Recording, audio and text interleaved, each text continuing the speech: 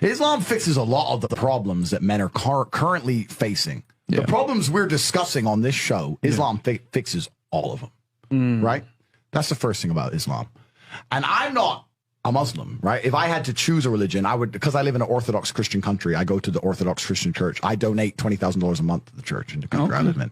The church in Romania is very powerful, and I like having church friends. So I give them a lot of money, right? So I would guess I'm an Orthodox Christian. But if I had to bet on one religion as if I were betting on the stock market for the future, you have to bet on Islam. Because Muslims are intolerant. And I'm not saying that disrespectfully.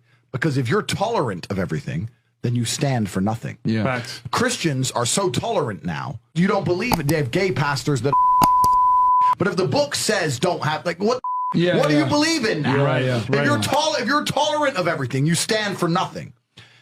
I can walk through London with a T-shirt saying Jesus is gay, and nothing will happen to me. If I did the same thing with the Islamic prophet, I'd be dead before I got to the end of the street. Boom.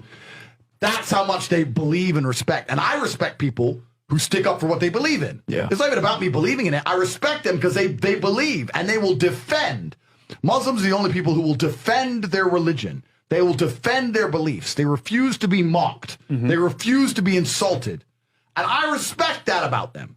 I respect that. That's an amazing thing about them, right?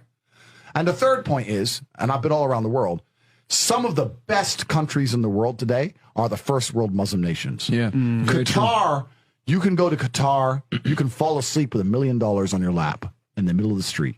Nothing's going to happen to you. Saudi Arabia as you well. You can go to Saudi, nothing will happen to you. You can go to Dubai, UAE, nothing's going to happen to you. They leave their cars parked with the keys inside. It's so safe. Yeah. Wow. Yeah. It's so safe. Women, everyone's married. Every woman obeys her husband. Every single woman has 4, 5, 6 kids. Big families. All the things we're talking about, all the problems we have here, right? They've got none of that. None of it. Because of Islam. Islam keeps society in the role where women obey their man. Women have children. Women have big families. Women are exceptionally happy to do so. Yes. Before some Western girl comes in here and runs her mouth, the Islamic women are happier than any you're going to see in the club tonight. They're very true. They're happy. Society is functioning. Their population is growing because in most Western countries, the population is declining. Yep. Tim Cass was talking about it today. I was talking. We were 2 people have 1 Yeah. kid. Doesn't work. Doesn't work, right? 2 people need to have 3.1 kids because people die, right? People die prematurely, blah, blah, blah, blah. Yeah. So we have population problems in the West. They have none of the population problems. Society is functioning. And that's what society is. Society starts at the smallest possible group. You have families, and families make a street, and that street makes a village, and that village makes a town, that town makes a city, and that city makes a country.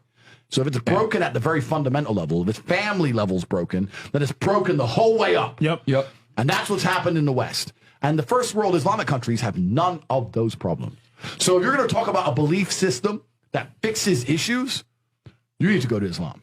And I will say this that will too. fix everything. I just have absolute, even though I wouldn't identify as Muslim, I have absolute respect for the ideology, respect for the mentality, respect for the warrior aspect of it.